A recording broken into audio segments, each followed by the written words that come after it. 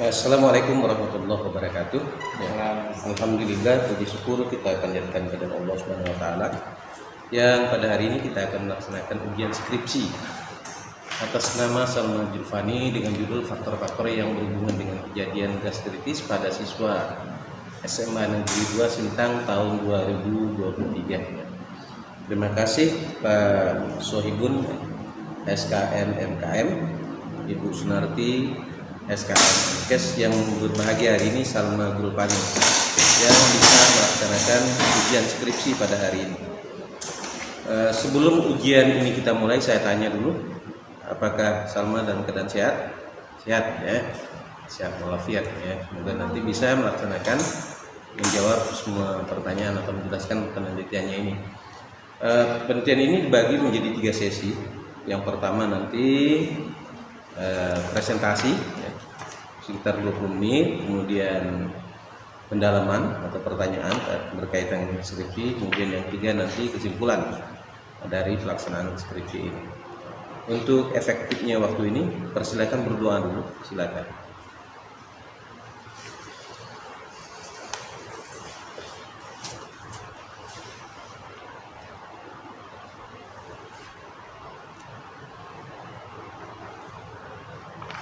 Ya, silakan presentasikan.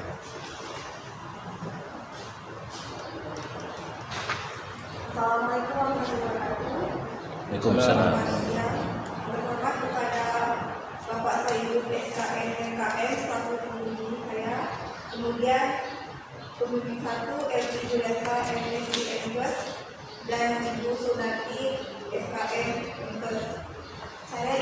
Saya Salma Julfani di sini akan mempresentasikan skripsi saya yang berjudul faktor-faktor yang berhubungan dengan kejadian gastritis pada siswa SMA Negeri 2 Sintang tahun 2023.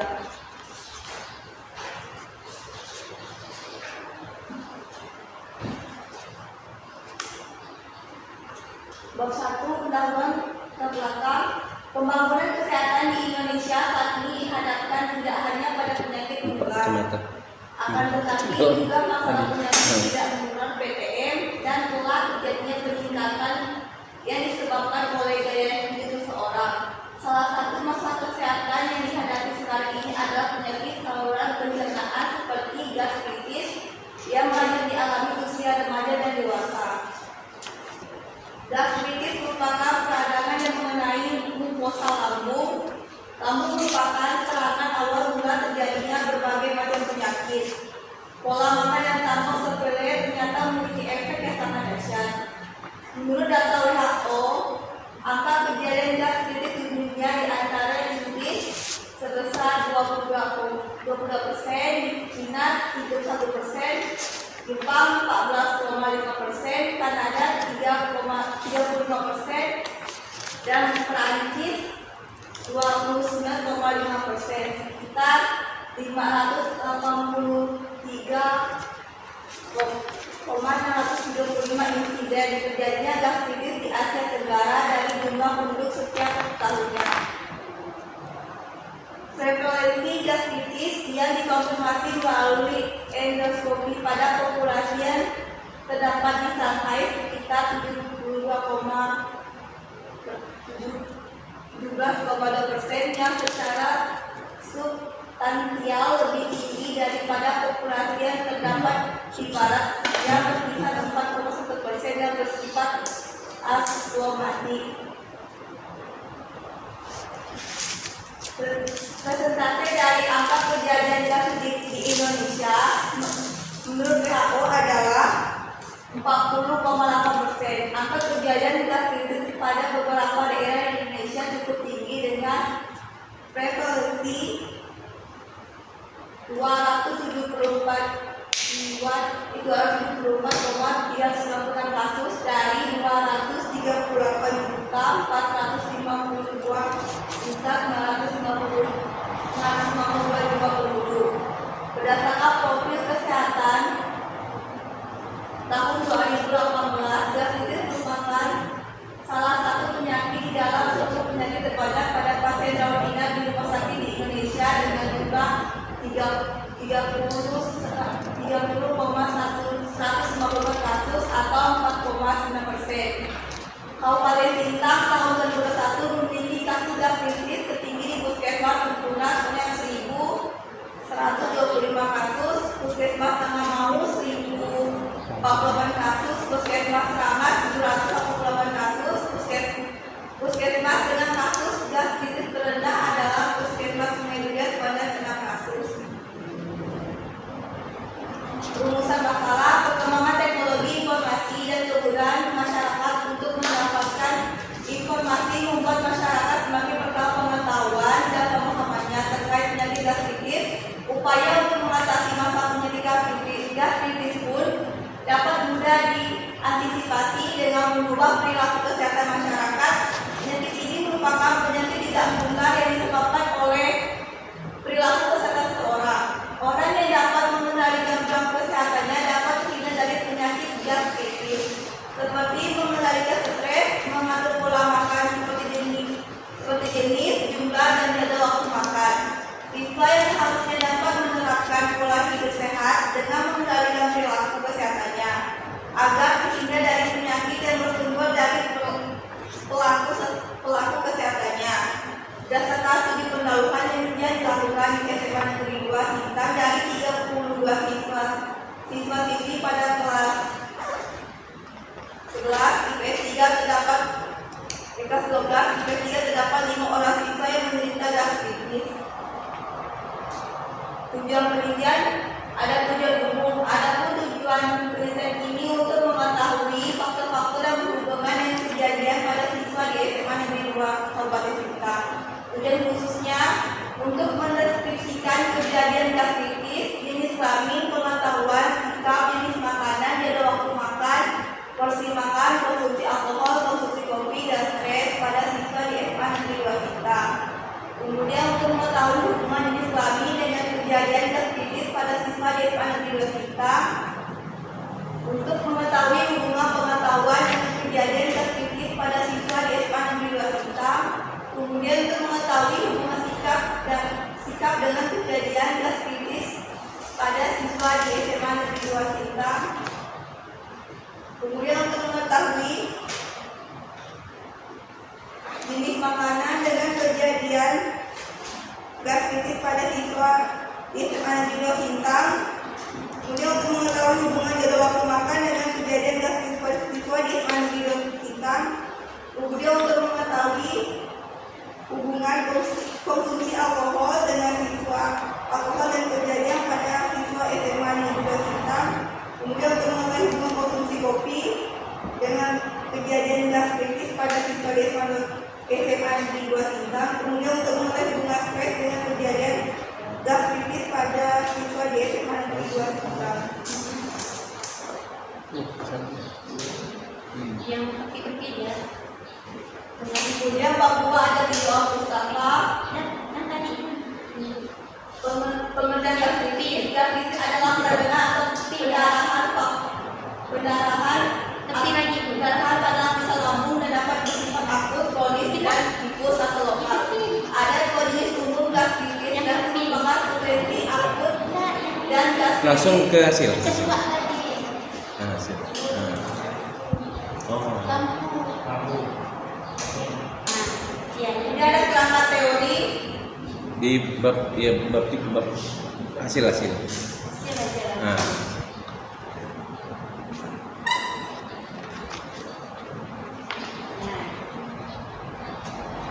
Bab hasil penelitian analisis studi varian berdasarkan tabel 4.1 menunjukkan bahwa distribusi frekuensi responden yang berjenis kelamin yaitu perempuan sebanyak 121 atau 67,6% responden dan laki-laki sebanyak 58 atau 32,4% responden.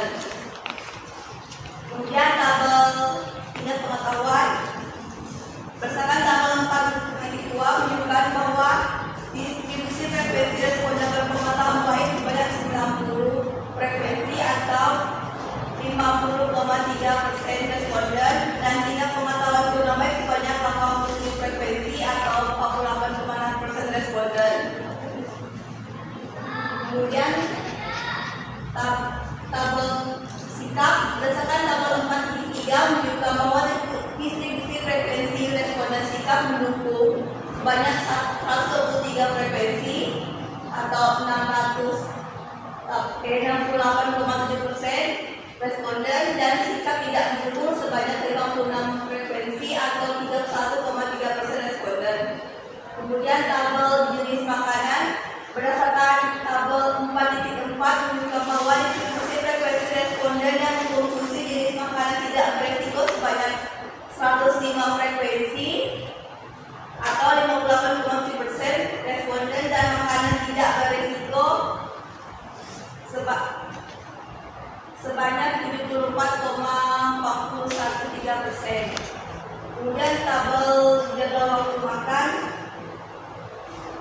berdasarkan tabel 4.5 menunjukkan bahwa distribusi frekuensi responden dengan jadwal makan tidak 100 sebanyak 141 frekuensi atau 78,8% responden, dan jadwal makan 100 sebanyak 38 frekuensi atau 21,2 responden.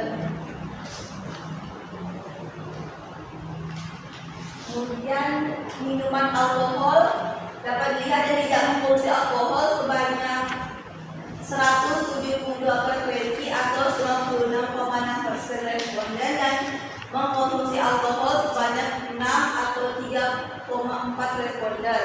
Kemudian minuman kopi yang mengkonsumsi kopi sebanyak 119 frekuensi atau 6,65% responden, dan tidak mengkonsumsi kopi sebanyak 60 frekuensi atau 33,5% responden. Kemudian stres yang tidak stres banyak 105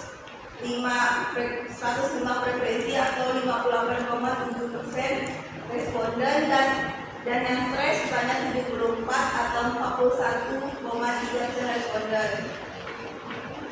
Kemudian distribusi kejadian gas kritis, responden yang tidak menderita gas kritis banyak 144 orang atau 80,4%, dan responden yang menderita gas kritis sebanyak 35 frekuensi orang atau 19,6%.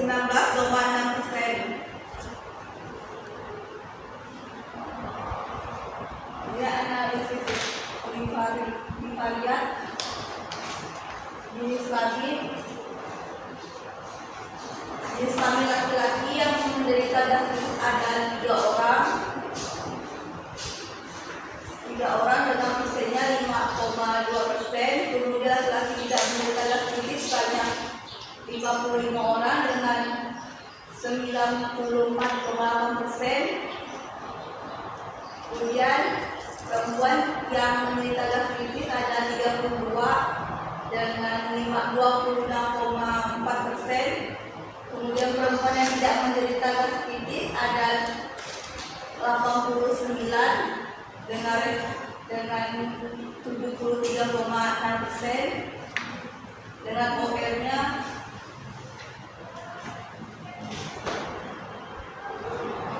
itu OR-nya 0,152. 0,15.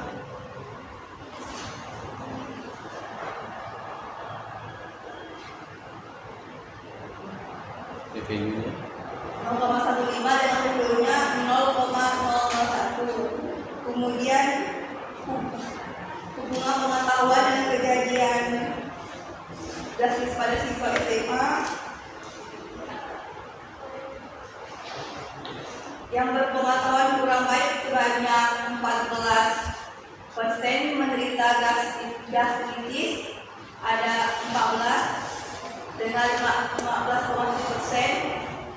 Kemudian pengetahuan kurang baik tidak menderita gas kritis ada 75 dengan 84,3%. Kemudian pengetahuan baik menderita gas kritis ada 21 atau 23,3%. Kemudian pengetahuan baik tidak menderita gas kritis ada 69 atau 76,7%. OR-nya 0,613 dengan PPU-nya 0,274.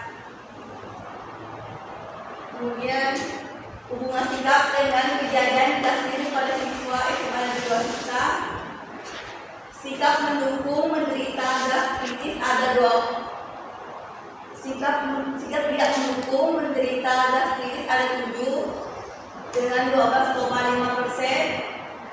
sikap tidak mendukung tidak menderita gastritis ada 49 dengan 87,5%. Kemudian sikap mendukung menderita gastritis ada 28 dengan 22,8%. Kemudian sikap mendukung tidak menderita gastritis ada 95 dengan 77,2%. Dengan OR-nya 0,485 dengan PPU-nya 0,161.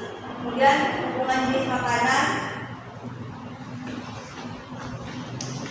beresiko dengan menderita gastritis ada 21,6%. Kemudian makanan beresiko tidak menderita gastritis ada 58 atau 78,4%. Kemudian jenis makanan tidak beresiko menderita gastritis ada 19 dengan 18,1%. Kemudian makanan tidak beresiko tidak menderita gastritis ada 86 dengan 81,9%. OR-nya 1.249 dengan P-value-nya 0,693.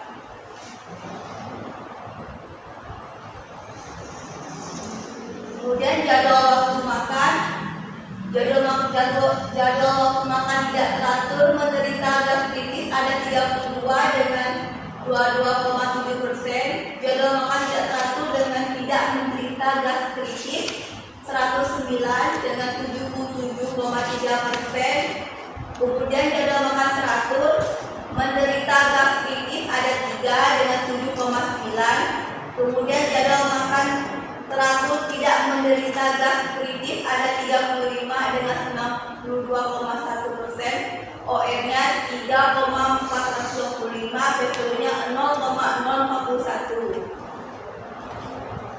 Kemudian konsumsi alkohol. Yang mengkonsumsi alkohol menderita gastritis ada 0.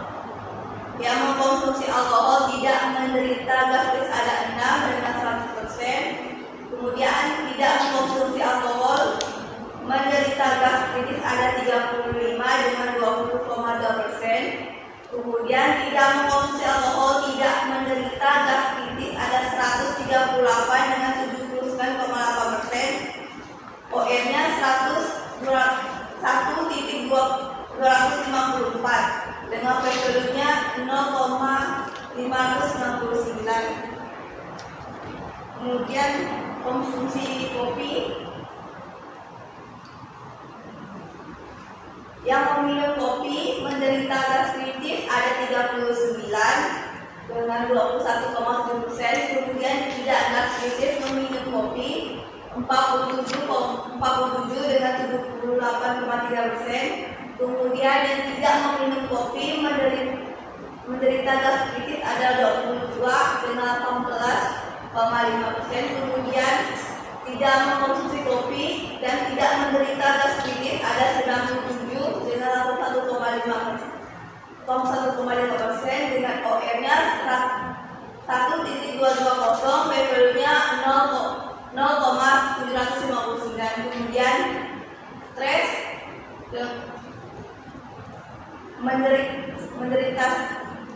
menderita gastritis dengan stres ada 15 dengan 14,3. Tidak gastritis tapi stres ada 90 dengan 85,7. Kemudian tidak stres menderita gastritis ada 20 dengan 27%. Kemudian tidak stres dan tidak gastritis 54 dengan 73,6%. OR-nya 0,450, P-value-nya 0,638.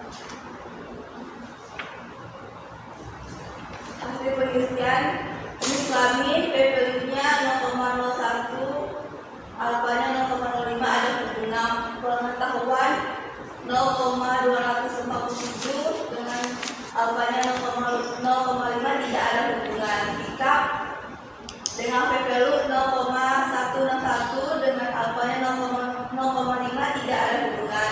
Jenis makanan dengan P-value 0,663 dengan alfa 0,05, tidak ada hubungan.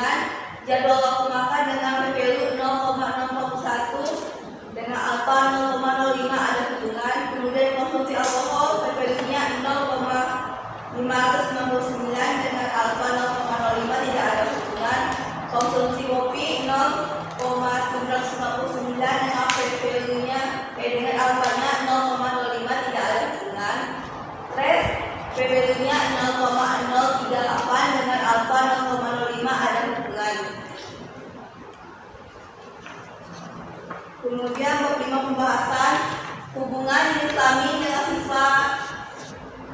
Hubungan Islami siswa dengan kejadian gastritis pada siswa SMA Negeri Serdang. Berdasarkan hasil penelitian ini bahwa sebanyak 32 atau 26,4% responden Islami perempuan yang menderita gastritis. Sedangkan responden laki-laki yang menderita gastritis sebanyak 3 atau 5,2% responden. Hasil uji statistik diperoleh nilai p-value sebesar 0,01 dari pemaknaan alfa 0,5, maka p-value-nya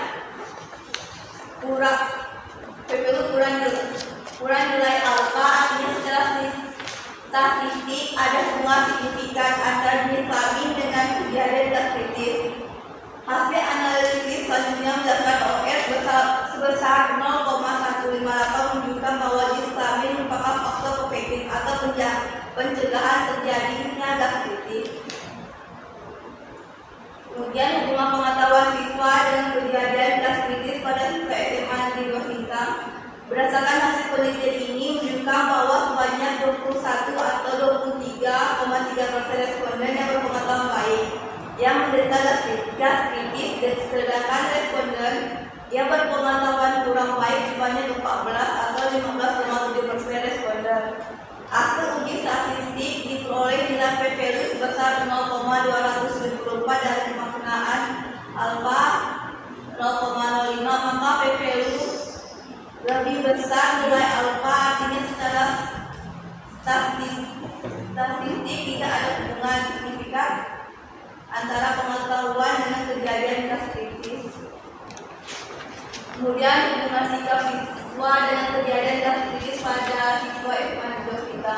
Hasil penelitian ini menunjukkan bahwa sebanyak 28 atau 22,8% sikap responden yang mendukung menderita gastritis, sedangkan responden dengan sikap tidak mendukung sebanyak 7 atau 12,5% responden yang tidak menderita gastritis. Hasil uji statistik diperoleh nilai p-value sebesar 0,161 dari pemaknaan alfa 0,05, maka p-value lebih besar nilai alfa. Artinya secara statistik tidak ada hubungan signifikan antara sikap dengan kejadian gastritis.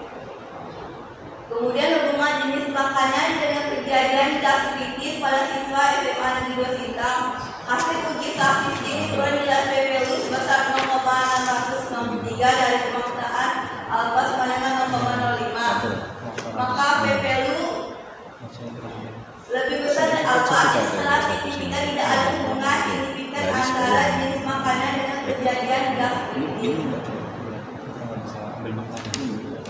Kemudian hubungan jadwal waktu makan dengan kejadian gastritis pada siswa SMA Negeri 2 Sintang. Berdasarkan hasil penelitian menjelaskan bahwa sebanyak 32 atau 22,7% responden dengan jadwal waktu makan yang tidak teratur yang menderita gastritis, sedangkan responden yang jadwal makan teratur sebanyak 3 atau 7,9% responden yang menderita gastritis. Hasil uji statistik diperoleh nilai p-value sebesar 0,41 dari pemaknaan alfa 0,05, maka p-value lebih besar nilai A. Artinya secara statistik ada hubungan signifikan antara sikap dan kejadian gastritis. Hasil analisis selanjutnya menjelaskan OR besar 3,425 menunjukkan bahwa jadwal waktu makan tidak teratur berisiko 3,425 kali menderita gastritis dibandingkan dengan jadwal makan teratur. Kemudian hubungan mengkonsumsi minuman beralkohol dalam kejadian gastritis pada siswa SMA Negeri 2 Sintang.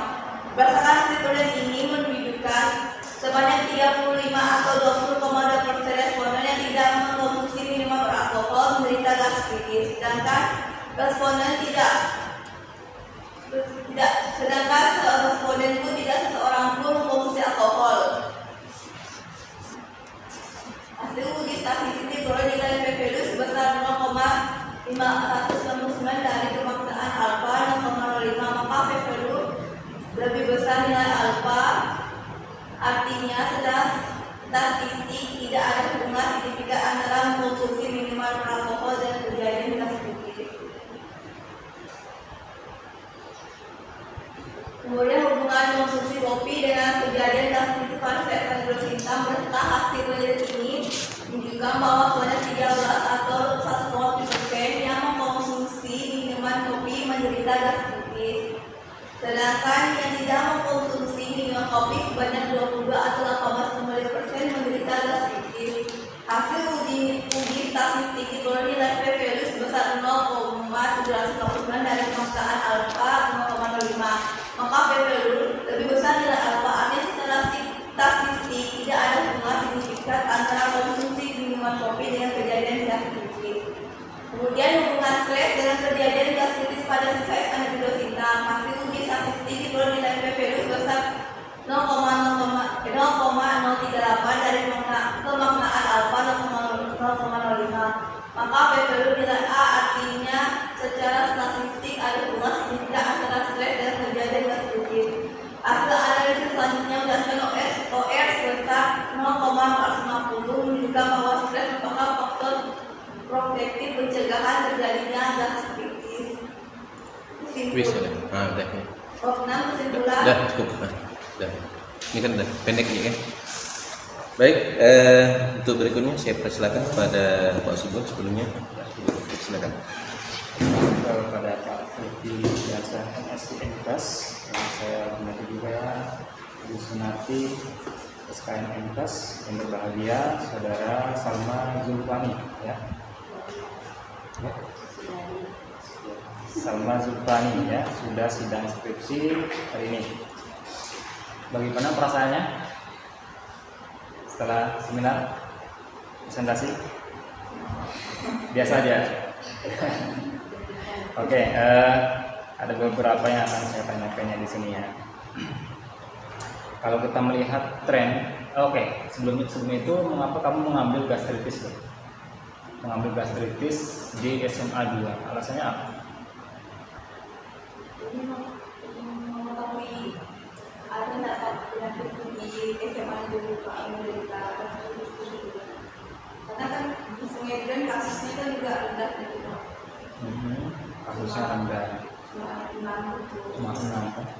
Seharusnya kalau kasusnya rendah, kan ini kamu mencari yang gastritis dan tidak gastritis, ya kan? Kalau rendah seharusnya jangan diteliti, ya enggak?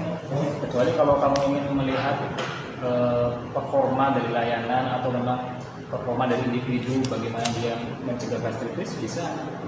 Ya, misalnya budaya, ya katakanlah stres misalnya, stres harusnya lebih banyak yang tidak stres kan, supaya dia mencegah dari gastritis, ya kan? Tapi biasanya pada umumnya yang diteliti adalah kalau kasusnya tinggi itu menarik untuk diteliti, karena itu masalahnya akan diselesaikan gitu. Karena seperti itu ya, tidak ada kasus untuk yang anak-anak diambil solusi ataupun diselesaikan masalahnya, ya kan? Oke, jadi alasannya itu karena sedikit, kemudian kamu ingin cari apakah di SMA 2 ada apa enggak gitu. Ternyata oke, ada. Berdasarkan apa kamu menentukan bahwa siswa tersebut gastritis atau tidak gastritis?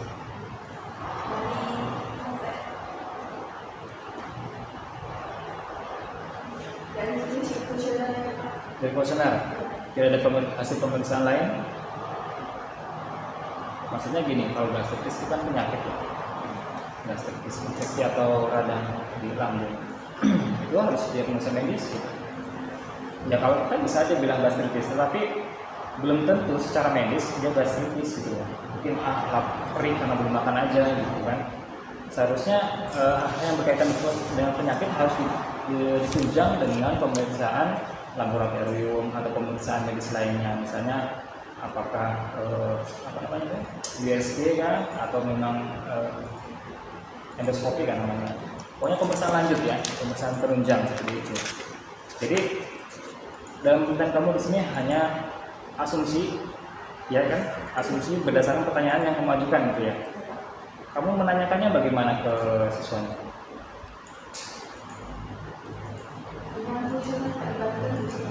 Ya, apa pertanyaannya? Ini kan penyakit ya. Seharusnya memang idealnya diagnosis oleh dokter.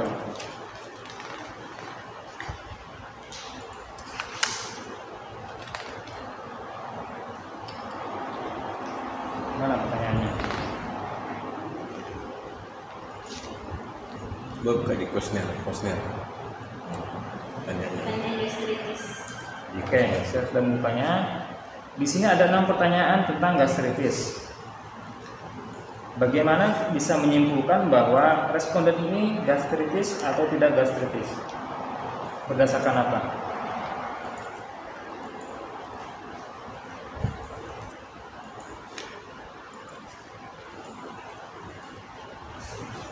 Maksudnya gastritis tidak gastritis itu apa yang ya menjadi indikatornya? Di sini ada 6 pertanyaan yang berdasarkan apa? Dari 6 pertanyaan ini kamu menyimpulkan oh ini gastritis, ini tidak gastritis. Pertanyaan kuncinya kan. Atau semuanya? Atau harus semuanya terdeteksi semuanya gitu. Kan ada 6 ya Pak ya. Ada 6 pertanyaan. Dia muntah tapi nggak mual misalnya. Atau dia mual tapi nggak sampai muntah. Prosesnya gimana kemarin kamu? Menetapkan pasien siswa itu gastritis atau tidak gastritis.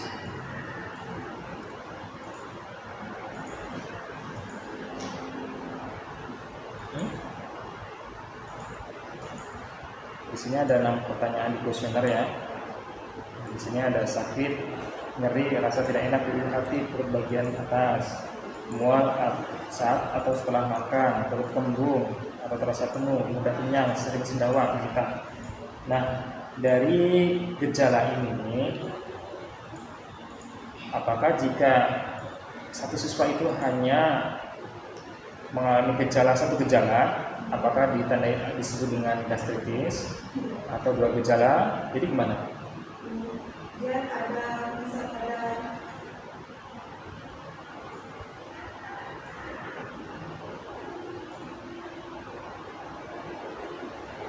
empat gejala. 4 gejala. Kuncinya.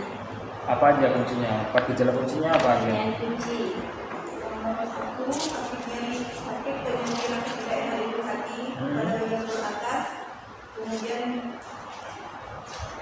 mual saat atau setelah makan, itu perut kembung dan rasa penuh, dan akhirnya Muntah.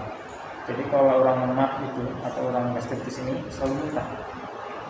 Sampai muntah itu baru bisa dibilang. Kalau dia makan dokter mual gitu Pak. Kalau makan Tadi muntah, mual atau muntah? cuma merasakan salah satu gejala.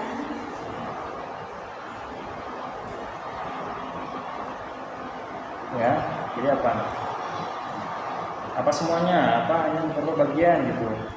Misalnya tadi 4 itu, apakah 4 gejala itu misalnya hanya muntah saja bisa tidak disebut sebagai gastritis? Nah, jadi harus ada 4 komponen itu maksudnya ya. Jadi berapa komponen? Apakah semuanya? Apakah sebagian? nggak semuanya Pak, tapi bagian dari sini. Sebagiannya berapa? Berapa kategori? Berapa kriteria? 4. Apa aja? Nomor 1, nomor 2, 3, sama 6. Oke. Sebenarnya ya, saya berbicara ini kan masalah penyakit nih. Berbicara masalah penyakit. Kalau dokter bisa memeriksa, menanyakan kayak gitu, biasanya nggak cukup dia. Oh ini gastritis, itu baru dugaan aja. Seharusnya diperiksa dengan pemeriksaan penunjang yang sudah saya sebutkan tadi, misalnya endoskopika atau misalnya dengan USG misalnya, ya. Jadi ada pemeriksaan penunjang. Oke, nggak apa-apa. Penilaian kamu ya sampai segini gitu, nggak bukan berdasarkan dari laboratorium atau pemeriksaan penunjang ya. Oke. Berikutnya berapa persen di SMA 2 itu yang gastritis berdasarkan ya kriteria gastritis oleh ditunjukkan kami ini.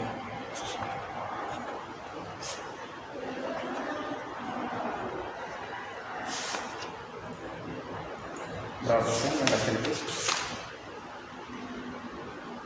Ada 19,6%. Lumayan banyak ya. Padahal kalau di Puskesmas itu cuma 6 katanya. Masa ya sih cuma 6? Padahal puskesmas lain banyak. Ya sebanyak dah ini kunjungan lah. Iya ya. Kena penyakit ringan ya. Mungkin dijualin aja gitu ya. Nah, beli di pasar ya, akan Buka sendiri ya. Oke.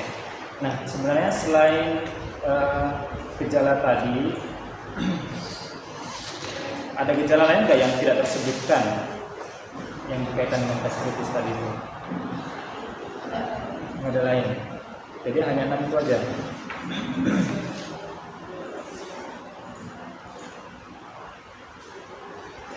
Nah itu aja. Oke. Sekarang ke ini ya, ke DO ya. Kita ke DO dulu. Variabelmu ada berapa? 8. Oke, ada 8 variabel. 8 atau 9? 9 dengan variabel terikatnya ya. Variabel pertama gastritis. Gastritis merupakan peradangan yang mengenai mukosa lambung. Kita nggak bisa lihat kan? Kita nggak bisa lihat apa itu ada nggak peradangan mukosa lambung kan? Ini bagaimana kamu mendefinisikan gastritis ini? Karena definisi ini nggak tepat di penelitian kamu. Kamu nggak melakukan endoskopi untuk memeriksa lambung, ya kan? Seharusnya kalau definisi seperti ini harus bisa dibuktikan. Misalnya gastritis merupakan peradangan yang mengenai mukosa lambung dengan pemeriksaan apa misalnya, ya kan? Itu baru digunakan definisi operasional. Kalau ini hanya definisi secara teori, nah operasionalnya bagaimana gitu? Kita ingin melihat apakah itu ada perlukaan atau radang di lambung itu bagaimana gitu, ya? Itu ya sama ya. Ini hanya teori nih, bukan definisi operasional. Coba nanti kamu ulang lagi DO-nya ini supaya lebih operasional sesuai dengan penelitian kamu gitu. Kalau kita ngubah sesuai dengan idealnya kita nggak bisa, karena kamu sudah menentukan kriteria gastritis itu ada 6 tadi itu. Ada 6, ada 4 kriteria utama ya. Jadi harus dijelaskan di sini ya. Apakah misalnya itu merupakan apa gitu dengan kriteria misalnya apa yang disebutkan di sini. Definisinya ya, jangan kayak gini aja. Kalau kayak gini aja berarti kamu harus pemeriksaan penunjang untuk melihat apakah lambungnya itu ada radang atau tidak, seperti itu ya. Nah di sini hasil ukurnya gastritis tidak gastritis, namanya nominal. Oke. Kemudian di variabel jenis makanan. Di variabel jenis makanan di sini kategori 1 adalah makanan tidak berisiko, kategori 2 adalah makanan berisiko. Nah seharusnya bagaimana? Ini kan menurut saya ini terbalik. Harusnya bagaimana kategorinya, kodenya? Hah?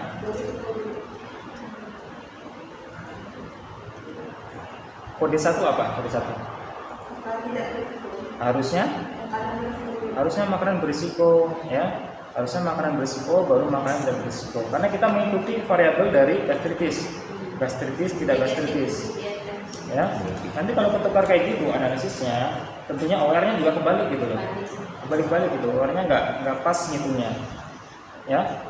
Kemudian variabel konsumsi alkohol. Ya, di sini tidak mengonsumsi dan mengonsumsi, berarti terbalik lagi ya. Ya. Ini mengapa skalanya ordinal? Kenapa skalanya ordinal, Salma? Konsumsi alkohol. Kemudian jadwal makan juga. Kenapa skalanya ordinal?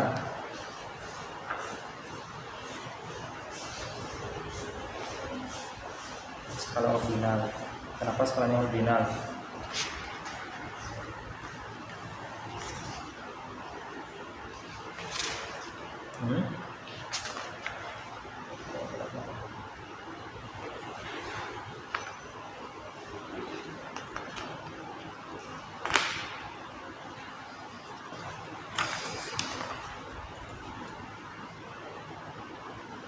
Gimana?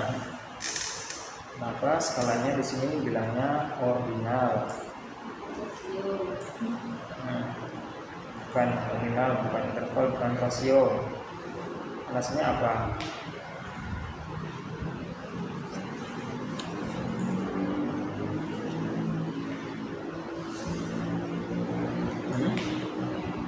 Ini tidak mengonsumsi alkohol, skalanya ordinal. Ya, apa ordinal? Ada berapa nih skala? Skala ada berapa? Skala ada berapa?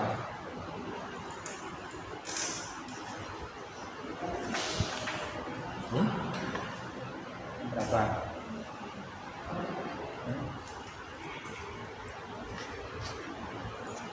Wah, nggak terbayang saya mau ditanya kayak gini. Ya enggak, kamu nggak belajar ya skala data ya, skala variabel ya.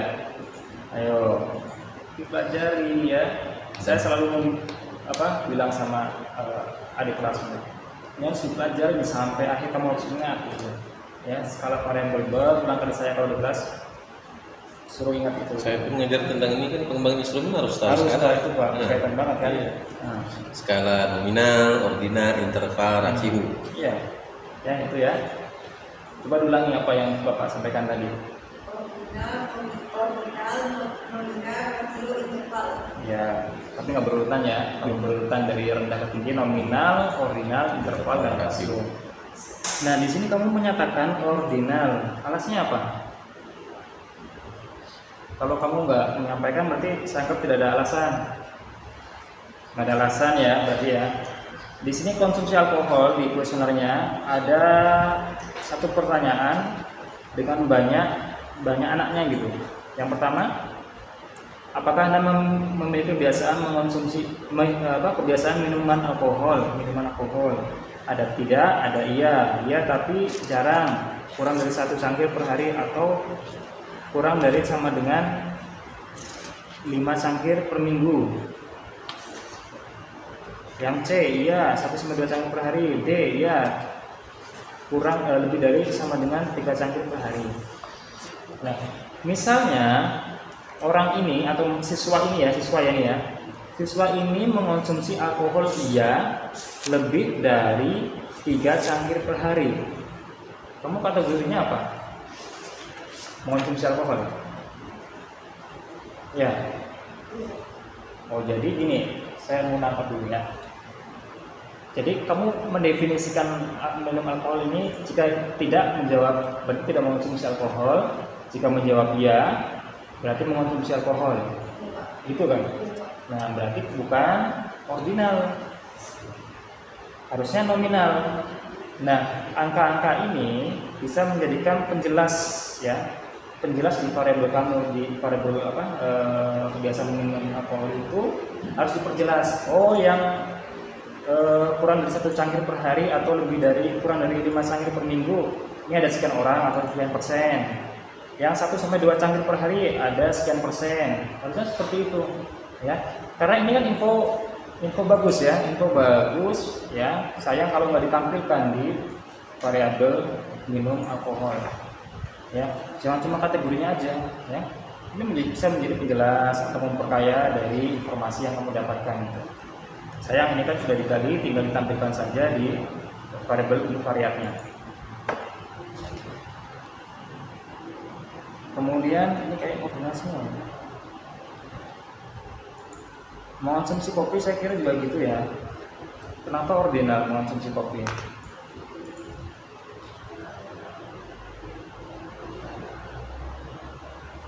Kenapa ordinal mengonsumsi kopi?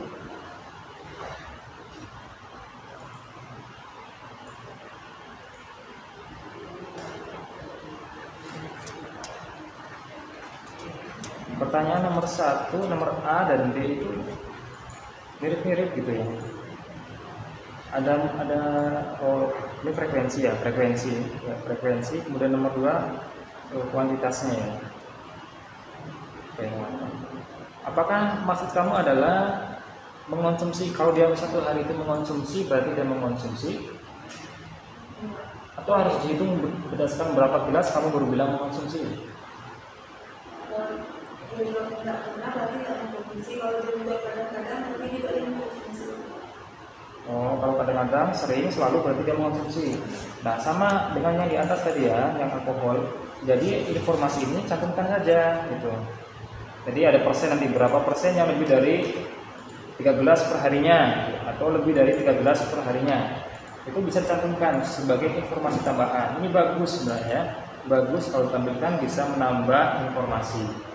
Ya, sama ya. Nanti saya lihat perbaikannya. Nah, stres. Tingkat keadaan dalam menghadapi sebuah masalah yang sedang dihadapi. Tingkat keadaan dalam menghadapi sebuah masalah yang kayak gini nggak sih definisinya? Nah, di sini stres ordinal nih ya. Stres ordinal saja dulu. Stres. Oh, ini ada 10 pertanyaan ya. Nah, dari sini ada yang menjawab iya, ada yang menjawab tidak. Kalau dia menjawab iya, apa nilainya berapa? Misalnya Anda merasa tegang atau cemas tanpa alasan yang tepat. Kalau dia menjawab iya, berapa nilainya? Atau berapa skornya? 1. Berarti kalau dia menjawab iya, nilainya skornya 1. Semua pertanyaan. Pakai pertanyaan kunci atau pakai ya, pakai skor. Gue lihat di definisi operasional.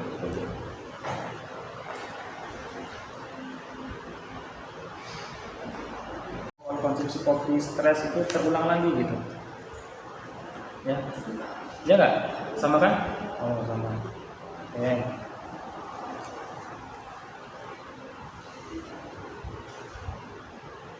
Populasinya siapa nih?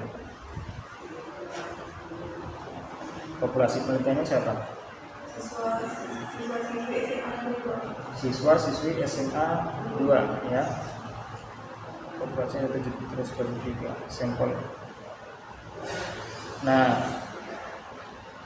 untuk menentukan sampel, oke nggak apa-apa yang sini terjadi. Untuk menentukan sampel, pertimbangannya apa? Untuk menentukan besar sampel, menentukan rumus besar sampel, pertimbangannya apa? Pertimbangan untuk menentukan rumus besar sampel.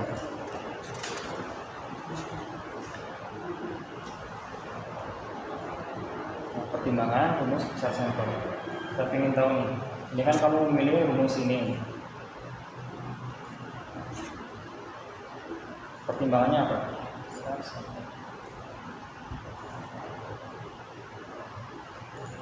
Jadi pertama gini ya, rumus besar sampel tergantung pertama dari variabel dependennya, variabel terikatnya, dan variabel independennya. Ya, kita harus lihat dulu apakah dia numerik atau kategorik. Kalau dia numerik, kita harus pakai sampel yang memang untuk mengukur data-data numerik gitu. Jangan data kita kategorik, tetapi diukur dengan sampelnya adalah sampel numerik. Nggak cocok, nggak pas ya. Walaupun memang di sini sampel kamu besar, saya kira cukup ya, cukup untuk sampel kamu cukup. Cuma dalam pemilihan sampelnya ini saya kira kurang tepat ya. Yang kedua tadi udah ya, variabelnya, variabel dependen dan variabel dependennya apa gitu kan. Apakah numerik atau kategorik gitu kan. Apakah berpasangan atau tidak berpasangan kan. Pasangan. Kemudian apakah akan mengestimasi atau uji hipotesis. Ya, beda lagi. Tadi pertama variabelnya, skalanya apa? Yang kedua akan mengestimasi atau uji hipotesis. Rumusnya beda lagi, rumus uji hipotesis berbeda, rumus estimasi juga berbeda gitu. Ya. ini nggak apa-apa yang sudah terjadi, nggak apa-apa. Saya cuma ingin menjelaskan ke kamu seharusnya seperti itu dalam memilih rumus besar sampel, gitu ya. Jadi saya kira itu dua itu. Kemudian ada lagi sih sebenarnya desainnya, desain studinya, desain studi. Desain studi kalau misalnya dia pengambilan sampelnya secara multi stage atau misalnya cluster, itu hitungannya beda lagi, ya. Atau misalnya desain studi proses test control, dia bisa berbeda, ya. Misalnya gini, kalau misalnya kasusnya adalah 20, kontrolnya bisa 20, bisa 40, bisa 3 kalinya gitu loh, ya. Jadi tergantung dari desainnya juga, ya. Kemudian tergantung dari cara pengambilannya, cara samplingnya. Nah, tarik samplingnya, kalau samplingnya multi stage, dia harus menggunakan desain efek, ya. Desain efek bisa 2 kali atau 3 kali, gitu, ya. Kalau kita kan biasa pakai simple random sampling atau proporsional itu tidak menggunakan desain efek. Oke ya, kayak yang sudah terjadi nggak apa-apa. Cuman saya ingin menjelaskan begitu caranya mengambil atau memilih rumus besar sampel yang benar. Nah ini kamu menggunakan proporsional ya. Bagaimana kamu mewawancarainya? Apakah dikasihkan atau wawancarai? Kuesionernya. Itu metode wawancara atau angket? Dikasihkan, ditunggu atau gimana? Tunggu, itu di kelas, oh gitu. Berarti ada kemungkinan bahwa mereka sering bertanya kan? Enggak, mereka isi sendiri. Kamu yakin ya? Artinya jawaban mereka adalah keadaan yang sebenarnya kan? Oke.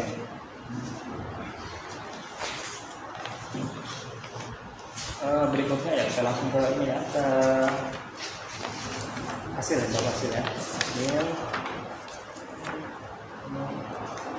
Universitas. Nah, sekarang di judul halaman 44, judul tabel itu harus lengkap ya, sama ya.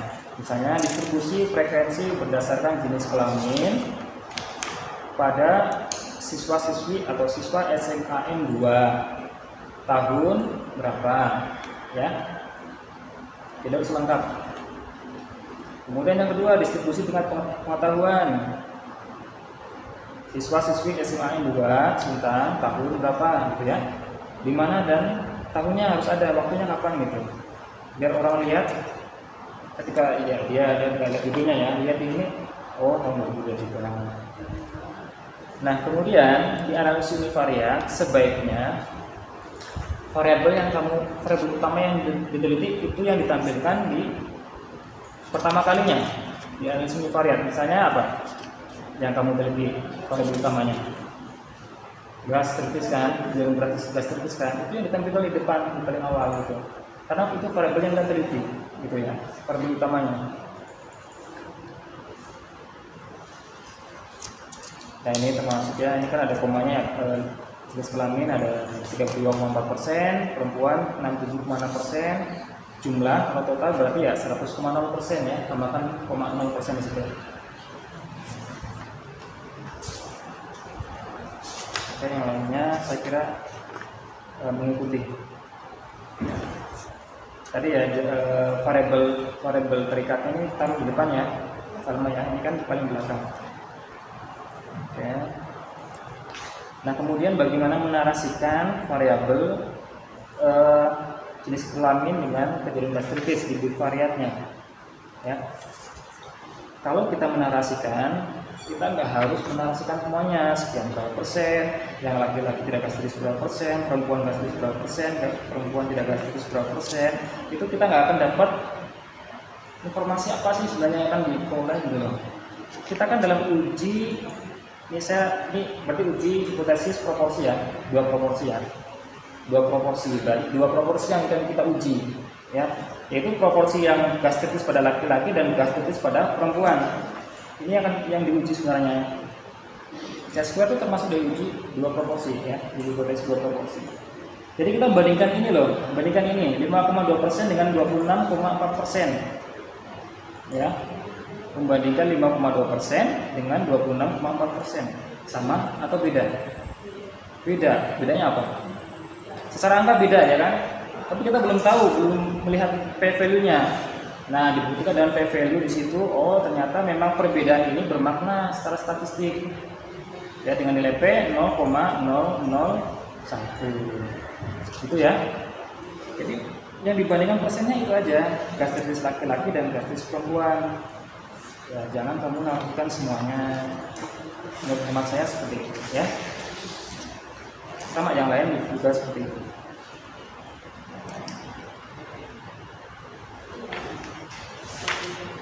Kalau di sini berarti perempuan lebih berisiko ya terjadi gastritis ya, atau laki-lakinya berdasarkan tabel ini, ya kan? Perempuan lebih berisiko terjadi gastritis. Ada nggak kamu bahas mengapa perempuan? Harusnya dibahas dong. Misalnya, oh perempuan lebih Di sini. apa bahasa maksudnya? Ada Bahasa. Coba 11 bahasan.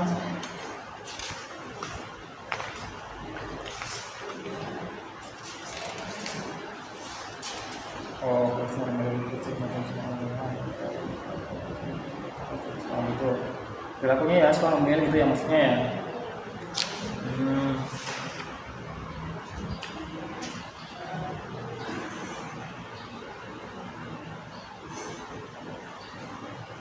Oh ya.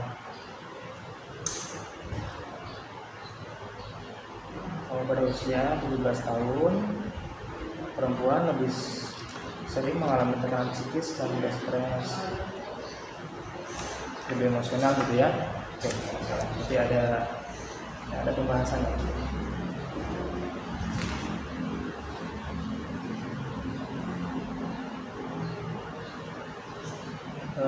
Mana ya? Bentar. Saya ingin lihat di jadwal waktu makan ya, di varian jadwal waktu makan. Ini kalau tabel seperti ini sebaiknya di enter aja ya salmanya, biar nggak gantung gitu tabelnya. Di enter aja itu dari judul yang 5 itu 5, hubungan jadwal waktu makan di enter aja gitu yang berikutnya, supaya kepala tabelnya tuh udah gantung ya. Nah di sini kalau saya cek, saya kan melihat angkanya ya. Nilai p-value-nya 0,041. Kemudian interval dari CI-nya, confidence intervalnya itu 0,9 sampai 11. Kok berlawanan gitu? Maksudnya tahu nggak kenapa berlawanan? Saya bilang dari data ini, p-value di halaman 52 ini paling atas. P-value-nya 0,041. Tetapi rentang CI-nya pada OR itu 0,9 sampai 11. Ya kan? Apa yang saya curiga itu apa? Gimana? Paham nggak yang saya curiga itu apa? 0,988. Sampai 11,874. Tapi p-value-nya 0,041. Ini kan signifikan nih p-value-nya nih. Apa yang saya curigai? Yang saya curigai adalah kamu salah mengambil nilai P-nya. Coba lihat di halaman outputnya. Ini saya bukan menuduh manipulasi bukannya, cuma salah mengambil nilai P-value-nya. Tapi judul makan ya, jadwal makan. Ya, judul makan ya. Perhatikan di situ tabel T-square testnya. Yang keterangan A 0 sel, yang keterangan B computed only for 2x2 ya, tabel 2x2 ya kan. Nah sebenarnya kalau keadaannya seperti ini kamu gunakan yang continuity correction karena dia tabelnya 2x2. Nah kalau ternyata ada sel yang nilai harapannya kurang dari 5, maka kamu gunakan visit eksak. Tetapi kan di sini 0 sel, jadi kamu harusnya mengambil yang continuity correction. Nilai P-nya adalah 0,07. Dapat nggak? Nangkep kan? Yaitu gini sama. Jadi gini, kalau dia T-field-nya adalah signifikan, berarti CI-nya itu nggak akan melewati angka 1 di dalamnya. Ya, tidak akan melewati angka 1 di dalamnya. Jadi kan 0,9 sampai 11, berarti ada angka 1 di dalamnya. Berarti UR-nya nggak berhubungan dong. Nah, jadi sebenarnya variabel ini tidak berhubungan. Ya, variabel ini tidak berhubungan. Coba cek lagi ya. Silakan konsultasi dengan pembimbing. Halaman 120. Ya, halaman 120. Continuity correction dengan Fisher exact. Dapat ya poinnya ya di situ ya. Oke.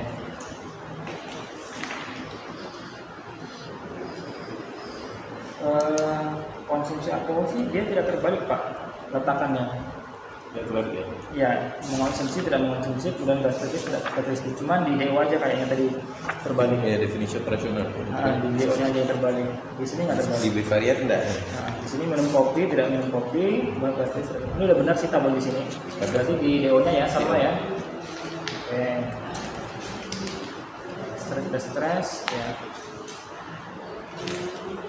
Oh ya, saya belum selesai ngomongin yang masalah stres tadi itu. Stres kan ada 10 pertanyaan. Ada 10 pertanyaan. Kalau dia menjawab ya, berarti dia skornya 1. Kalau dia menjawab 10, berarti skornya 10. Ya kan? Nah, itu skalanya apa? Kalau kayak gitu. Kalau nominal, nah mungkin. Karena dia dalam bentuk angka. Ordinal, mungkin nggak ordinal. Nah, apa ya? Soal pertanyaannya ada 10, ini pertanyaan terakhir lah ya. Pertanyaan terakhir. Pertanyaannya ada 10 ya. Pertanyaannya ada 10. Kalau dia menjawab benar semua, dapat skornya 10. Kalau dia menjawab salah semua atau tidak semua, berarti skornya 0. Ya kan? Berarti kalau yang skornya 10 berarti dia stres ya. Apakah kemudian nanti kategorinya menjadi stres atau stres berat atau apa terserah. Nah, skalanya apa kalau gitu? Mungkin ada responden yang skornya 0, ada responden yang skornya 5, ada yang 4, ada yang 7, ada yang 8. Nah, itu skalanya apa? Nominal, interval, ordinal atau rasio? Ordinal? Yang enggak ordinal lah. Ordinal itu banyak SD, SMP, SMA, kemudian jabatan, staf, kemudian apa lagi pos pimpinan ya. Nah, kalau ini seharusnya adalah skalanya interval. Ya, interval. Kenapa bukan rasio? Ya, katakanlah yang skornya 8 bukan berarti 2 kalinya stres dari yang 4, skornya 4 kan? Kalau rasio kan aturannya gitu. 8 merupakan 2 kalinya 4. Itu kalau rasio. Tapi kalau interval 8 bukan 2 kalinya 4. Gitu loh. Ada jarak ya. Stres 8 yang 8 itu bukan berarti 2 kalinya stres dari yang 4, bukan kayak gitu. Gitu loh. Jadi makanya kalau kayak stres, pengetahuan, skor pengetahuan, kemudian kecemasan misalnya ya, ataupun yang lain lah ya, skor kayak gitu, itu skalanya interval. Ya. Oke, saya kira itu aja Pak. Saya kembalikan ke Pak. Ya, terima kasih Pak Sohibul. Waktunya 40 menit tadi. Saya kira cukup Pak. Ya, silakan. Sunardi, SKM MKes, silakan. Terima kasih dari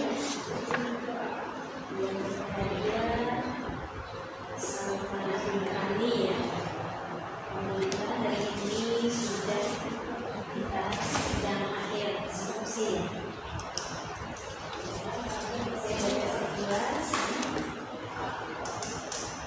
Sebenarnya sudah beberapa kali bolak-balik unsur ya. Tapi memang di awal tuh saya udah ngomong ini untuk angka statistiknya agak ada yang aneh nih gitu kan. Sampai saya buka file-nya tapi saya nggak bisa ngedownloadnya. Jadi saya lupa kalau belum nggak bisa ngecek SPSS-nya apa beda SPSS atau gimana ya, belum selesai kali belum uploadnya. Jadi ini ya.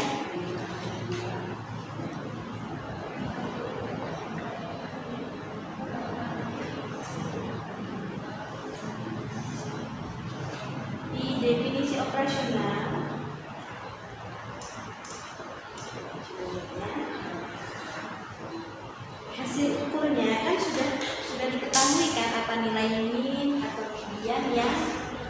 gunakan untuk mengkategorikan, ya, sama mengkategorikan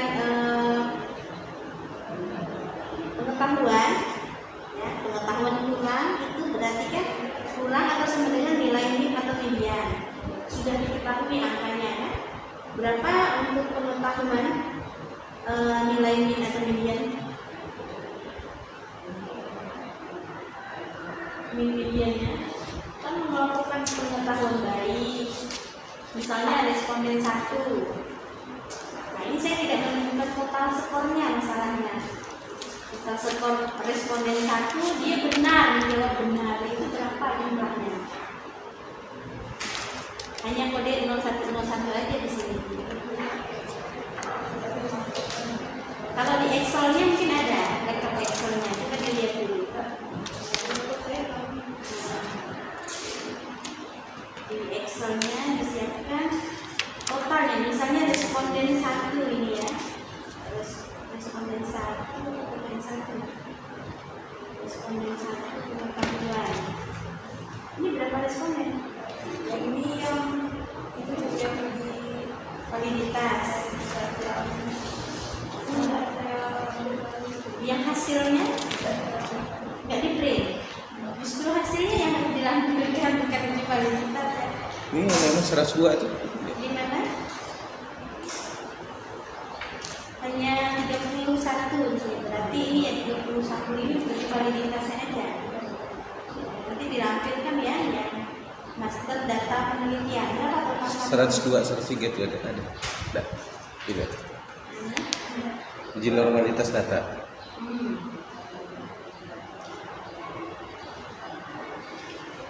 102.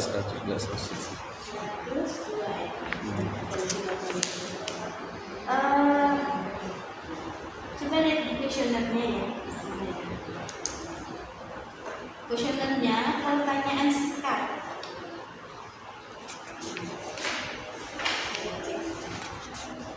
Pertanyaan singkat itu kan 10 pertanyaan. Nanti yang di definisi operasional semua yang nilai min atau median itu dimasukkan ya. Berapa nilai min atau median, normal atau misalnya datanya tidak normal berarti pakai angka median ya, angka median kamu yang dimasukkan di definisi operasionalnya, di hasil itu ya. Berapa nilai mediannya? Ya, sama ya, 23 itu ya. Kemudian halaman 86 ada kuesioner sikap. Itu kan pertanyaannya 10 ya. Yang menjawab sangat setuju itu kamu kasih nilai berapa untuk pertanyaan 1 itu positif ya? 4 3 2 1. Yang positif apa? Setuju ya. Positif berarti 4 3 2 1 ya. Oke lah, nilainya paling rendahnya berapa rentang untuk mendapatkan nilai? Dia menjawab salah semua ya, misalnya ya, maksudnya dia kalau pengetahuan kan dia salah kasih skornya 0 ya. Kalau betul berarti skornya 1. Nah, kalau di sini 4 3 2 1 berarti skor paling kecil untuk pertanyaan sikap ini berapa? 20. Skor paling kecil. Misalnya dia menjawabnya 1 semua. Berapa paling kecil?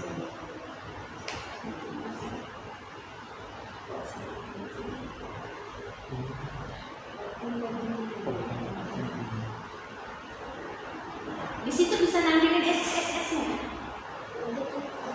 Nah, coba kenapa enggak bisa itu informasi ada lagi tadi. Oh, nggak bisa connect. Nanti ini saya tanya aja lah ya. Nanti coba istilah. Nggak bisa coba kalau bisa buka di situ kirim lagi. Dari HP nggak bisa. Iya, itu kan download di sini. Ibu tuh nggak bisa downloadnya mungkin karena udah lama dikirimnya. Coba diteruskan kembali. Dia 10 pertanyaan, 1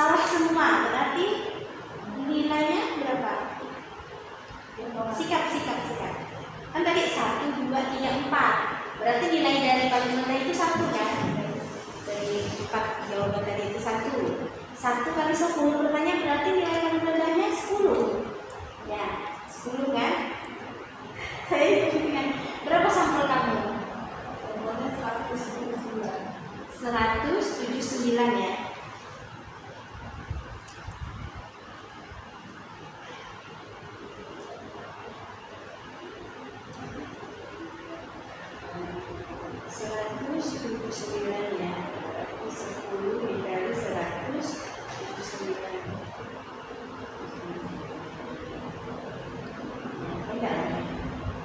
Kalaupun misalnya dari 179 sampel salah semua kan?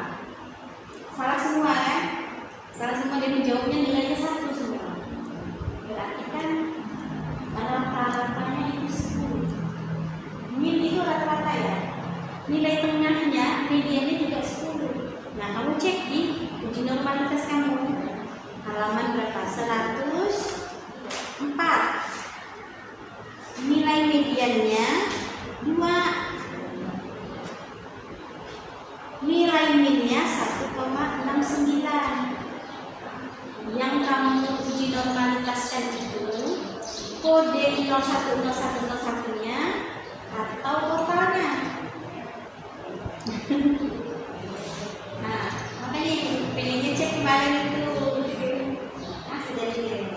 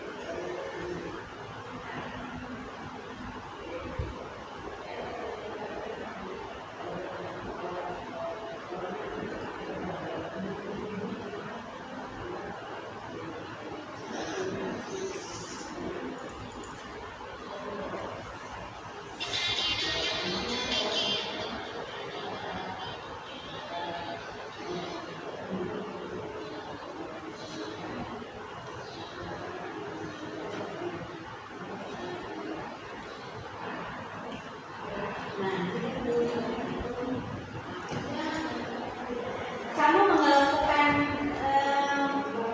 pengetahuannya itu baik, pengetahuan itu bagaimana masalahnya? Tidak ada pengetahuan.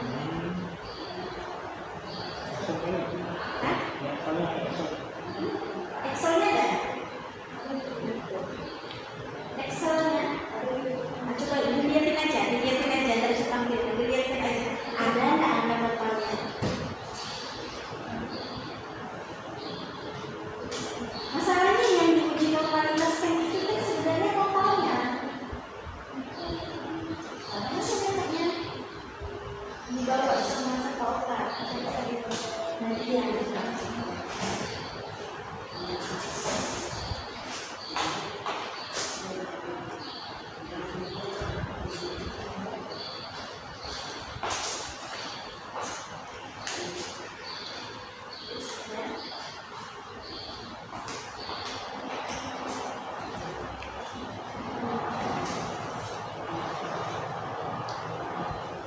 dulu.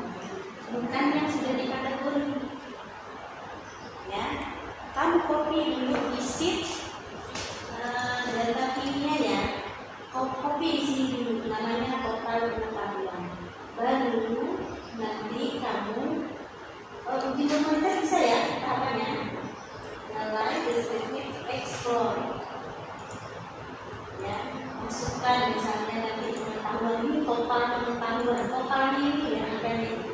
Bukan 1212, tetapi angka yang total 789. Kalau dia sikap, otomatis kan 40. Ini dia. Responden 1 benar semua, 4 semua nilainya, berarti 40 dia. Ya. Nah, jadi kalau misalnya dia paling rendah 10, nilai median atau min nggak mungkin di bawah 10, nggak mungkin di 1, ya. Paham kan? Karena jadi nanti total sikap dimasukkan di sini, jadi nama dikasih nama total sikap, jadi berapa 32 gitu. Sini 32, 33, 31, 11, 12 gitu ya. Totalnya baru kamu uji normalitas data. Dapat angka mediannya, ya. Nanti siapa tahu ada yang normal, karena kan kamu pakai 1212 tadi kalian. Nah ini ya, kategori kamu 1212, tetapi yang dilampirkan 0101. Nggak sinkron ya. Makanya angkanya semua nilai mediannya kamu 1,2 mediannya ya. Nah, jadi bisa dipahami ya sama ya. Nah, totalnya yang diuji normalitasnya data, ketemulah misalnya pertanyaan pengetahuan itu 10, 179 responden. Nilai mediannya misalnya 6 atau 7 nilai mediannya. Berarti responden yang skor pertanyaan, skor misalnya itu ya, kamu lihat respondennya berapa? Responden 1 menjawab pengetahuan 6. Tadi nilai mediannya 7. Berarti di bawah nilai median itu kamu kasih kategori pengetahuannya kurang. Ada nggak yang 9 responden? Nah ada yang 10, berarti yang 10 itu di atas angka 7. Skornya berarti 2. Pengetahuannya baik. Ya, bukan kamu kasih skor aja sembarang begini ya, sama nanti pasti berubah angkanya. Berubah semuanya. Karena tadi dari awal kan. Iya. Dicek lagi ya. Ya tak apa-apa, kan proses belajar ya. Yang penting tahapannya udah benar ini, cara melakukan pertanian. Hanya saja tadi yang di awal ya, itu di proses awal ya, uji normalitas dan melakukan yang proses kamu mengolah data kan awalnya apa? Editing. Kamu edit, cek yang mana yang belum terisi, ya. Kemudian kamu entry lah, langsung entry ke SPSS. Setelah kamu entry, kamu skor kan di Excel itu. Responden 1 menjawab benar 6, responden 2 menjawab benar 8. Pengetahuan ya. Nanti setelah kamu skor, lalu kamu kategorikan coding. Nah, 1212 ini adalah coding. Kode ini harus sama dengan yang di definisi operasional kamu. Ya. Lampirannya 01, makanya saya bingung. Lampirannya 01, tapi di definisi operasionalnya codingnya. Nah ini 12 ya, di halaman 23.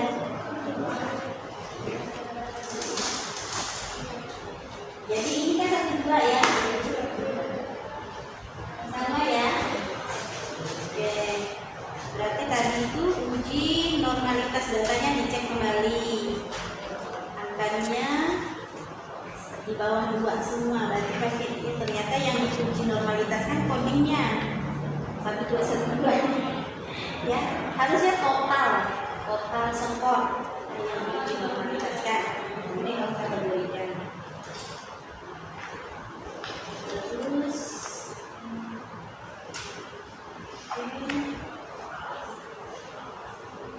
dua itu aja sih yang mencatatkan saya. Berikutnya kemudian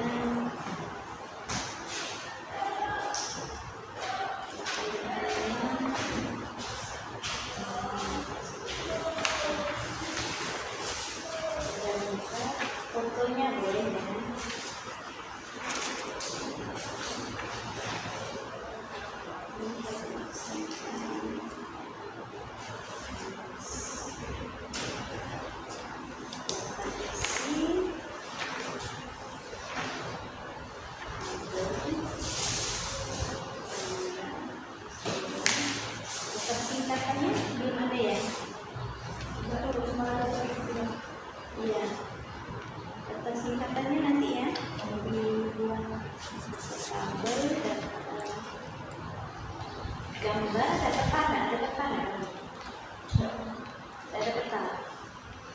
gambar orang kena mah.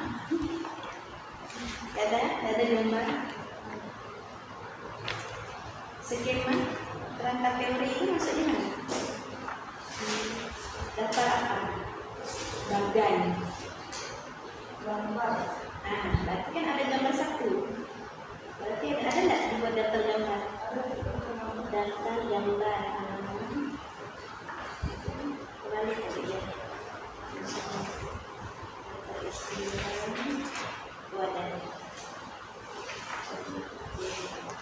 Kiranya lagi dicek lagi nanti ya.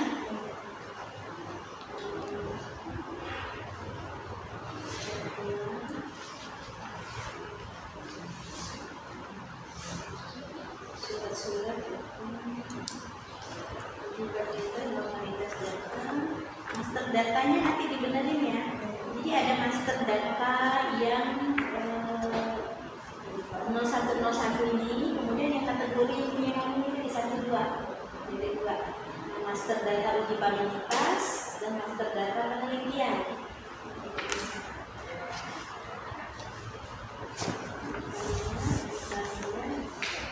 Sama lembar konsul. Mungkin itu aja Pak Evin. Ya, terima kasih Bu Sunarti ya,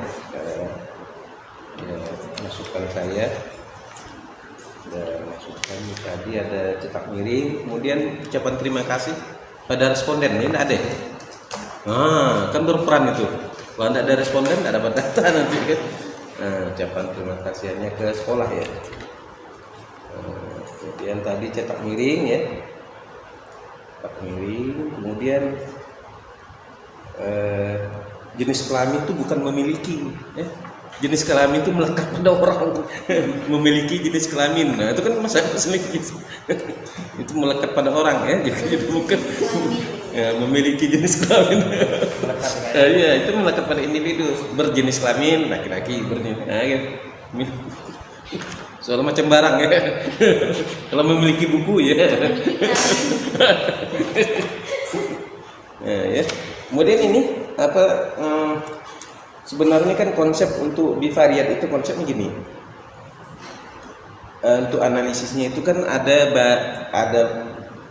baris dan kolom. Begitu cara menerjemahkan ini datanya ya. Bivariat itu atau variabel bebas terikat. Kalau ini dimasukkan ke jurnal ini kena tolak ini di analisis bivariat ini. Ini sesuai dengan ini judul tabelnya ini. Judul tabel jenis hubungan kelamin. Ya jelaskan. Jadi jenis kelamin yang mana dulu yang besar presentasinya? Jenis kelamin perempuan yang menderita gastritis maka disebut dengan baris kolom baris.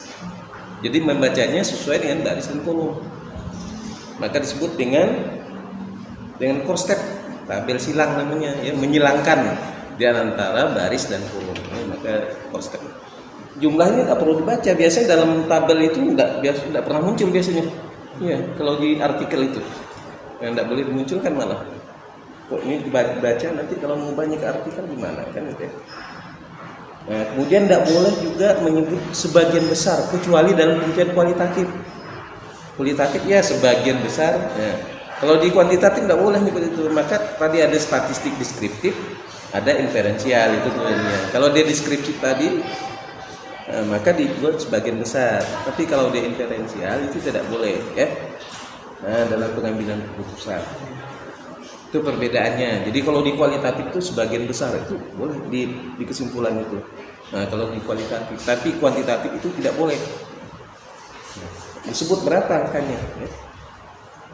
Kemudian nanti yang bivariatnya tolong diperbaiki ya. Ini bingung bacanya, bingung nggak paham ini. Ya, diketahui 58 responden memiliki jenis kelamin. Memiliki kan. Laki terdapat mengalami gastritis. Sebenarnya kan baris dan kolom saja, variabel bebas, variabel terikat ya. Variabel bebasnya adalah jenis kelamin, variabel terikatnya adalah kejadian gastritis ya. Kemudian cara membacanya itu dia ada kolom kanan, kolom kiri. Kalau case control ini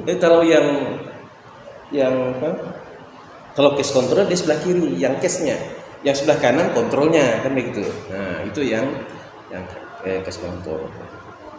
Kalau ini kan koreksi seksional Kolom ya Pak. koreksi seksional ini boleh kolom kiri, boleh kolom kanan, dia bebas. Nah, kecuali Pak, kalau prosesional row baris. ya ini cara membacain Bu. Kolomnya dia sebelah kiri kolom. Kalau dia case control, nah, jadi variabel bebasnya kan jenis kelamin, hubungan jenis kelamin dengan kejadian gastritis. Nah, jenis kelamin yang mana yang paling besar presentasinya? Nah, Itu berarti masih baca kolom tuh Pak. baris per kolom. Kalau misalnya dia 100%-nya di ujung di baris itu kan row, berarti bacanya row-nya Pak tetap membandingkan antar kolomnya. Nggak, coba lihat di tabel ini, tabel internasional tidak sih? Tidak pernah saya lihat apa. Kalau biasanya kita lihat ini baris per kolom. Barisnya kan ini laki-laki perempuan. Nah kan kolomnya ini gastritis tidak gastritis kan tuh. Iya. Atau variabel bebas, variabel terikat ya. Kemarin tuh saya tunjukkan ke Ibu sama dari jurnal juga Pak, dari Coba lihat, saya betul reviewer jurnal masalahnya. gastritis. Kita cari jurnal yang terindeks ya. Karena saya reviewer internasional di Scopus saya kebetulan. Jadi biasanya yang kita membacanya dari baris per kolom. Jadi yang dianalisis bagian yang mana Pak? Kalau tabel Kalau baca tabel ini. Tapi menurut saya kan gini, presentasinya yang tinggi itu kan perempuan ya. Jenis kelamin perempuan yang menderita gastritis sebanyak 32 orang atau 26,4%. Kan gitu deh. Sedangkan yang jenis kelamin laki-laki yang menderita gastritis sebanyak 3 orang. Jenis kelamin laki-laki yang menderita gastritis sebanyak 3 orang atau 52%. Nah, kan gitu. Iya. Kan gitu deh. Iya. Sama Pak. Iya, betul seharusnya. Kayak mana? Ya kalau ini atas bawah yang Iya. kanan yang garis ini dibandingkan dua proporsi. Betul. Proporsi. Dua proporsi kali ini. Betul. Bukan yang sana, yang sininya apa? Berapa total yang apa? Totalnya enggak baca deh. Enggak. Enggak Yang baca. kesananya enggak. Kesimpulannya di situ deh. Berarti yang kayak gitu dulu itu. Jadi jenis laki-laki, jenis kelamin perempuan Berarti yang menderita gastritis sebanyak 32 orang atau 26,4%. Sedangkan jenis kelamin laki-laki yang menderita gastritis sebanyak 3 orang atau 52%. Kan? Nah, hasil uji statistik menunjukkan, gitu. Ya ini Tapi pas Bu diberikan kemarin itu, dia membacanya ini dulu dari jenis kelamin yang laki-laki sebanyak 58 orang itu 5,2-nya itu yang menderita gastritis, dan yang tidak gastritis 55 orang. jadi jenis kelamin perempuan bacanya. yang menderita gitu deh. Itu hanya desainnya. Saya Desainnya. Iya. ya. Berarti kan kalau di sini laki-laki sebagai faktor risiko kan? Iya, Jadi betul, itu betul. di penelitian cohort atau pest control. Bukannya yang Cross-seksional. Yang ini? Berarti kan yang cross-seksional kan kata Umiria kan juga ini dibaca dulu berapa total yang laki-lakinya, kemudian berapa banyak yang mempengaruhi yang terkena gastritis. Ini ya, kalau cohort itu kan dia ingin melihat paparan gitu ya. Menurut saya ya, untuk melihat paparan. Saya merokok, berarti ini merokok laki-laki nih, merokok dengan kejadian gastritis atau yang tidak terjadi gastritis. Berarti kita membandingkan orang yang merokok itu pada yang gastritis, yang kanker dengan yang tidak kanker. Iya, betul. Jadi Pembandingannya itu, jadi kalau cohort saya persennya ke bawah, kemudian membandingkannya itu yang merokok dan pada yang gastritis dan merokok pada yang kanker dan tidak kanker gitu loh. Membandingkan paparannya, karena kita itu adalah cross-seksional, kita membandingkan penyakit. iya penyakitnya. Membandingkan penyakit pada yang paparan dan Yang tidak terpapar. Ya setahu saya lah nge-review. Kita bahas lah. Nah, iya. Kita Nah, tuh. sepakati lagi kan gimana. Karena kalau gini kan bingung bacanya ini kan. Iya. Bingung kan. Maksudnya kesimpulannya kemana kan? Gitu.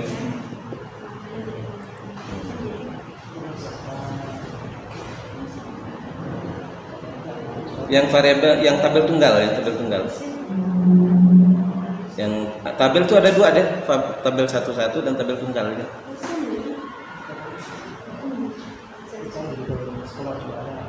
Tabel. Beli yang tabel tunggal tuh.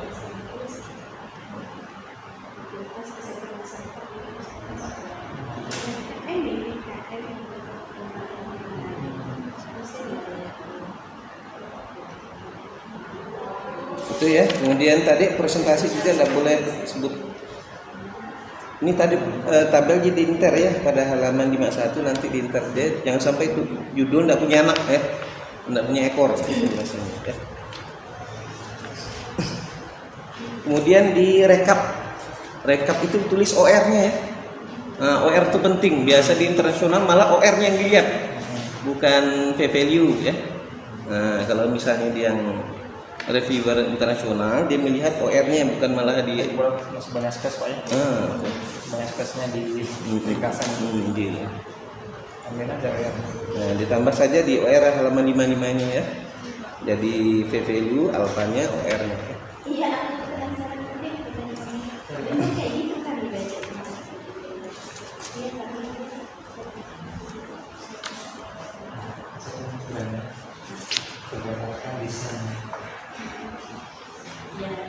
Ya itu saja ya. Nanti. Ya kita skor dulu ya. Skor dulu. Nah, ya skor. Nilainya.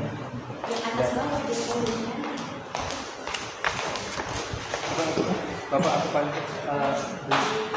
dua. Dan itu. Ini. saya yang tengah putih.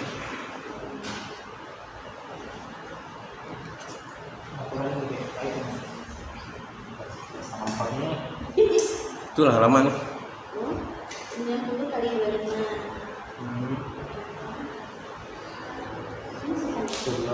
Ada yang artikel ini apa yang dari mau apa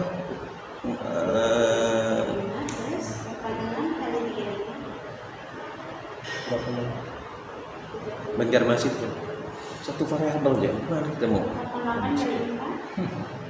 malas banget kalau variabel itu 40% Pak. 88 kali 4.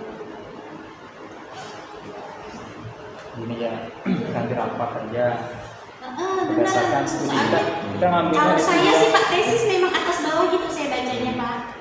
skripsi mereka rata-rata. Saya pun itu juga tesis. Dulu Makanya ini waktu Pak saya Tanto lah. berdebat di ruang prodi itu masa sih gitu dulu ya, udahlah kayak gitu aja lah. Maka berubah lagi dia tuh tulisannya kan awalnya tuh bacanya atas bawah. Jadi Pak Tanto lah. Jadi itu biar sama satu persepsi. Karena orang biostat yang bacanya kan. Iya.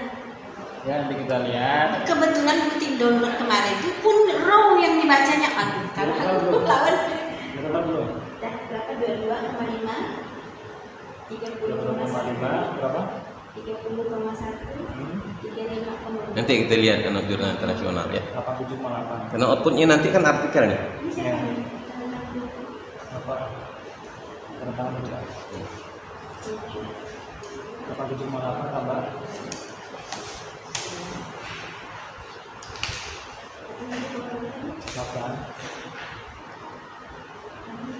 kita ambil yang fokus lah. Ya, harus fokus ya. Supaya lulusan yang Tapi kalau di Scopus tuh mereka jarang menampilkan di variat loh Pak. Iya. Karena mereka langsung Oh, multivariat ya. Misalnya variabelnya apa, variabelnya berapa, orangnya berapa gitu Iya, mereka. langsung di hasil. Coba dia yang punya UI deh. Boleh. Kayak UI. tambah Tambah 7 UI udah standar ya. 75 tambah 75 tambah tambah 45 251,55 2 51 5 55 83,85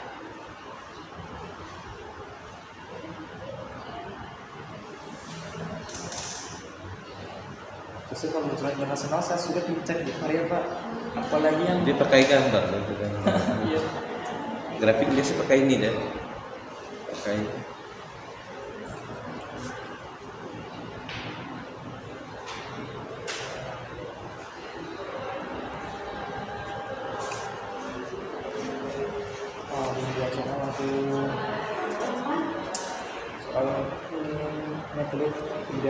Pakai ini kan?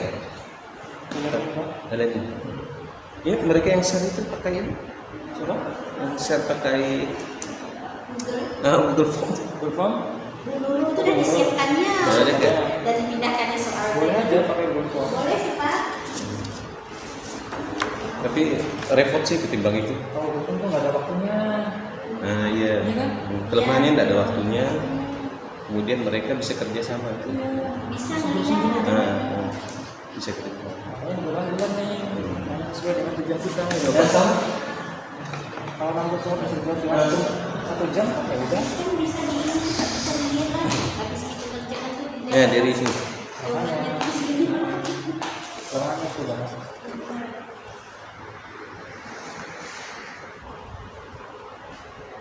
Ya, jadi berdasarkan hasil penilaian pada tanggal 23 Juni 2023 masih ingat tahun. Ya, jadi berdasarkan hasil penilaian maka Anda dinyatakan mengulang untuk konsultasi. Jadi nanti konsultasi lagi dengan penguji nanti. Ya, sama saya ya. Dengan Pak Waktu Sohibul. saya cek tuh. Kemarin setelah proposal nggak ada konsultasi dia. Ya kan? Hah? Sekali. Oh sekali. Ya nanti habis ini sama saya dulu ya. Kemudian hasilnya totalnya adalah 251,55 dengan nilai rata-rata 83,8 ya. Nah, kemudian kategori ya A ya. Jadi nanti setelah ujian ini diadakan perbaikan, kemudian dari perbaikan ini nanti diubah menjadi artikel ya, artikel publikasi. Nah, nanti akan diadakan pelatihan penulisan artikel ya, artikel publikasi dunia berdasarkan pada skripsi yang dibuat ya. Nah, demikian ujian kali ini saya tutup. Wabillahi taufiq wal hidayah. Assalamualaikum warahmatullahi wabarakatuh. Salam.